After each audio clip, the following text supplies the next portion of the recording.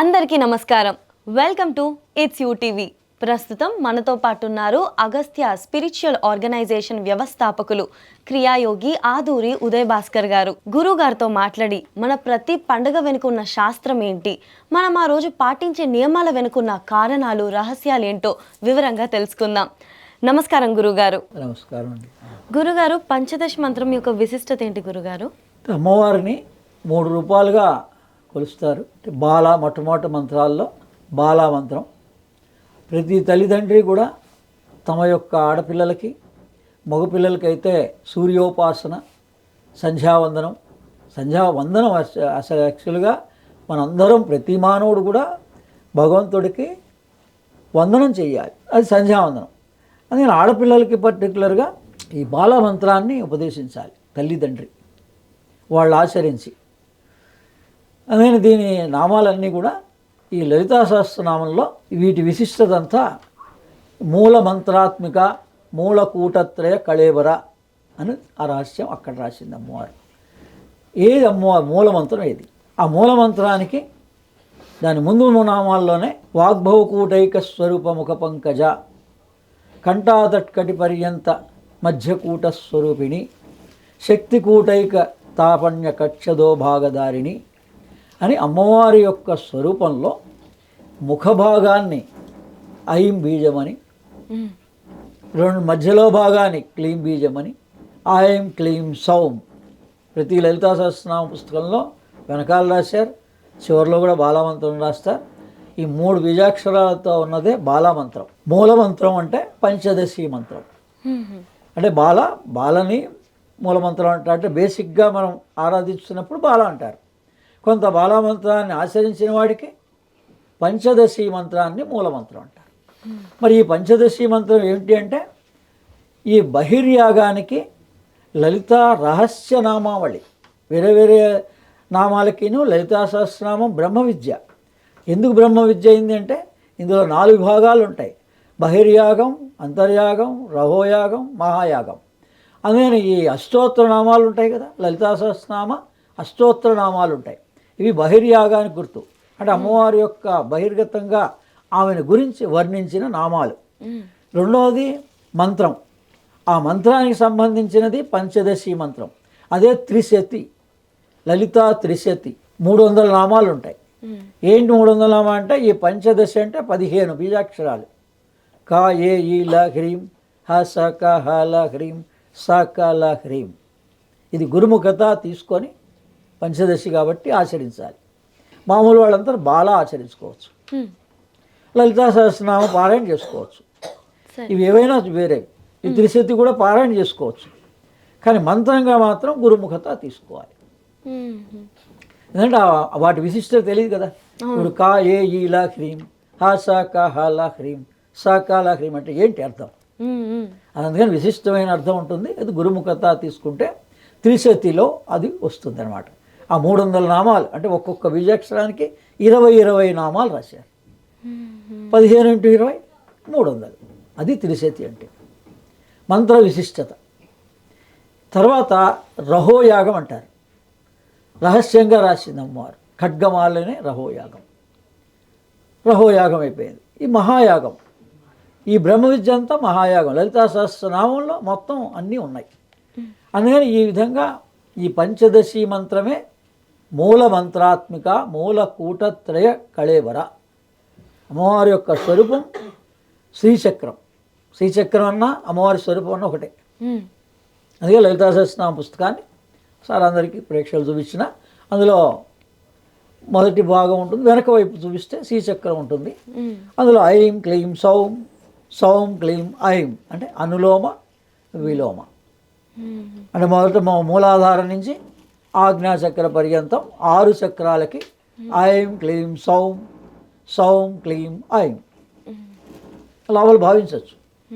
బాలమంత్రం చేసేవాళ్ళు ఈ 6 చక్రాల్లో కూడా గ్లాండ్స్లో రెడినల్ గ్లాండ్ కానీ, గొనాల్డ్ గ్రంథి కానీ, ప్యాంక్రియాసిస్, అదే థైరాయిడ్ గ్రంథి, ఇలా ఈ 5 గ్రంథులు, పిట్యూటరీ, ఇక ఆజ్ఞాచక్రం దగ్గర వచ్చేటప్పటికల్లా పిట్యూటరీ గ్లాండ్, ఈ పైది పెనిలియల్ గ్లాండ్. అందుకని ఈ సైన్స్గా గ్లాండ్స్గా పిల్లలకి నేర్పాలి, మనం చక్రాలుగా భావించి పెద్దవాళ్ళు ఆయా జ్ఞానాన్ని పొందాలి. మన సమస్యని మనమే పరిష్కరించుకోవాలి. ఎంతసేపు డాక్టర్ మీద హాస్పిటల్స్ మీద డిపెండ్ కాకూడదు. మనకి ఈ ఆధ్యాత్మిక విద్య అంతా కూడా మన దేహాన్ని ఎలా ఉపయోగించుకోవాలి అన్న దానికే ఈ బాలామంత్రం కానీ పంచదశి మంత్రం కానీ ఆ చివరి దీక్ష షోడశి అంటారు. 16వ కళ, 16వ దీక్ష అంటే చివరి వరకు ఇంకా మన జీవితాంతం ఆ గురువుని ఆ అమ్మవారిని వదలకుండా శ్రద్ధావిశ్వాసంతో ఆచరించే వాడికి షోడశి మంత్రం ప్రదానం చేస్తారు. గురుగారు, ఇప్పుడు బాల అనేది మీరు ఏదైతే చెప్పారో అది ఎవరైనా అందరూ చేసుకోవచ్చు. అందరూ తల్లిదండ్రులు ఆచరించాలి. ఆడపిల్లలకి పర్టికులర్గా చెప్పాలి, మనోధైర్యం వస్తుంది. ఆ సమస్యలన్నీ పాపం ఆడపిల్లలకే ఎక్కువ ఉన్నాయి. అందుకని వాళ్ళ మనోధైర్యం రావాలంటే వాళ్ళు మనసులో భావించాలి. ఐం క్లీం సౌం, ఐం క్లీం సౌం అని ఎంత భావిస్తే మనకి రాత్రి ఎప్పుడు కూడా అమ్మవారు రాత్రి స్వరూపిణి. చంద్రుడికి అమ్మవారు చంద్రకళా స్వరూపిణి. అమ్మవారిని ఎవరంటారు? చంద్రకళా స్వరూపిణి అంటారు. అందుకని ఆ చంద్రుని కళలు ఎలా అయితే అభివృద్ధి చెందుతుంటాయో ఆ రకంగా మన మనస్సు పరివర్తన చెందుతూ ఉంటుంది. అమ్మవారికి ఆ పౌర్ణమి రోజున ఈ లలితా సహస్రనామం చదవడం విశిష్టత. ప్రతి పౌర్ణమికి ప్రతి శుక్రవారం చదువుకోవచ్చు, ప్రతి పౌర్ణమి చదువుకోవచ్చు. పిల్లలందరికీ స్తోత్రం పారాయణం చేయించాలి. సమయం గురుగారు సాయం సమయంలో ఇంక మనం సాయంత్రం నుంచి ఎప్పుడైనా మన లీజర్ ఎప్పుడు ఉంటే ఆ టైంలో మనం శుచిగా మొట్టమొదటిసారి ఆరంభం చేసుకునేటప్పుడు స్నానం శుచిగా ఆరంభం చేసుకొని చదువుకోవాలి. తర్వాత మన టెక్స్ట్ బుక్స్ ఎలా చదువుకుంటున్నామో ఆ రకంగా ఈ పుస్తకాలని, ఆధ్యాత్మిక పుస్తకాలని మామూలు ఎప్పుడు సమయం ఉన్నా కూడా చదువుకోవచ్చు. అదని నా వరకు స్తోత్ర విజ్ఞానంలో ఈ స్తోత్రాల యొక్క విశిష్టతని తెలియజేశాను. వాటిని ఆ రకంగా ప్రేమ, ప్రజ్ఞ, సూర్యుని యొక్క 7 కిరణాల్లో ఒక కిరణం ప్రేమని, ప్రజ్ఞని మనలో పెంపొందిస్తుంది. అది మనకి ఈ లలితా సహస్రనామ పారాయణ వల్ల వస్తుంది. ఈ పంచదశి మంత్రం కానీ బాలామంత్రం కానీ లలితా సహస్రనామ స్తోత్ర పారాయణ వల్ల మనలో ప్రేమ, ప్రజ్ఞ పెరుగుతుంది. గురుగారు, మొదటిది వచ్చేసి ఎవరైనా చదవచ్చు, కానీ మిగిలిన 4 చదవాలి అంటే గురు యొక్క గైడెన్స్ అనేది అవసరం. పంచదశి మంత్రాన్ని, షోడశి మంత్రాన్ని గురుముఖత తీసుకొని ఆచరించాలి. ఇది చదివేటప్పుడు ఎటువంటి నియమాలు పాటించాలి గురుగారు? అంటే మొదటిసారి ఆచరించేటప్పుడు ఒక 108 సార్లు ఆచరిస్తాం కాబట్టి శుచిగా స్నానం చేసి ఒక దీపం పెట్టి మనం వీలైతే అమ్మవారి దగ్గర లేదా ఒక ఫోటోకి అగరబత్తి చూపించినా కూడా చాలు. ఇన్ని వారాలు చేయాలని ఏమైనా ఉంటుందా గురుగారు? అంటే మనం ఈ విశేషమైన రోజులు అమ్మవారికి మకర సంక్రాంతి, మొట్టమొదట ఉత్తరాయణ కాలంలో మకర సంక్రాంతి ప్రధానమైన రోజు. ఇంకా ఆ తర్వాత నుంచి విశేషమైన రోజులు శుక్రవారం అమ్మవారికి ఇష్టమే, త్రయోదశి, నవమి, పౌర్ణమి, ఈ 3 రోజులు కూడా అమ్మవారికి ఇష్టమైన రోజులు. ప్రతీ నెలలో 2 సార్లు వస్తాయి. నవమి 2 సార్లు, త్రయోదశి, చతుర్దశి, పౌర్ణమికి ముందు, అమావాస్యకి ముందు కూడా చతుర్దశి వస్తుంది. ఆ పౌర్ణమి రోజున ఆ రకంగా అమ్మవారిని మనం శ్రద్ధా విశ్వాసంతో ఆచరిస్తే అది అలవాటు అయిపోవాలి, మనకి రెగ్యులర్ ప్రాక్టీస్ అయిపోవాలి. అదే అమ్మవారు అనగానే మనకి ఎప్పుడు ఏ కష్టం వచ్చినా లలితా సహస్రనామాన్ని 9 రోజులు చదువుకోవాలి అని వాళ్ళకి తెలవాలి. అందుకని ఈ నవరాత్రులలో ఎప్పుడైనా ఒకసారి ఆ 9 రోజులు ఏ రోజున్నా ఆరంభం చేసి మళ్ళీ 9 రోజులు చేసుకోవచ్చు. అర్థమైంది.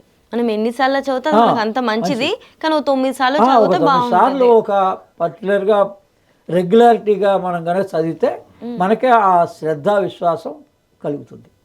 దాని ప్రయోజనం కూడా మన శ్రద్ధా విశ్వాసాన్ని బట్టి మనకి ఏది కావాలని, విద్యార్థులు విద్య కావాలన్నా, పెద్దవాళ్ళు వాళ్ళ అవసరాలకు కావాలన్నా తప్పనిసరిగా అమ్మవారు మనకు కావాల్సినవన్నీ సమకూరుస్తుంది. దీనికి దానికి అన్నట్టు కాకుండా మనసులో ఏ లక్ష్యాన్ని పెట్టుకొని మనం ఈ మంత్రాన్ని సాధన చేస్తున్నామో అవి ఖచ్చితంగా చేసి తర్వాత నేర్చుకోవాలి, జ్ఞానం పొందాలని. మామూలు అప్పుడు కూడా ఆయా పుస్తకాన్ని, లలితా సహస్రనామాన్ని కానీ, ఇలా వ్యాఖ్యానాన్ని కానీ, స్తోత్రాల పుస్తకం కానీ, సబ్జెక్ట్ బుక్స్ ఎలా చదువుతున్నారో ఆ రకంగా చదవాలండి. మనం సబ్జెక్ట్ బుక్స్ చదువుతున్నాం, పిల్లలకి ట్యూషన్ నేర్పిస్తున్నాం, ఏ నియమం పాటిస్తున్నాం? అవును, అంత శుచిగానైతే ఉంటున్నాం కదా. ఆ మాత్రం మరి ఇవి కూడా ఆధ్యాత్మిక పుస్తకాలు. ఈ పుస్తకాలు కూడా మనం ఎంత చదువుతూ ఉంటే అంత విజ్ఞానం వస్తుంది. ఖచ్చితంగా గురుగారు, ధన్యవాదాలు.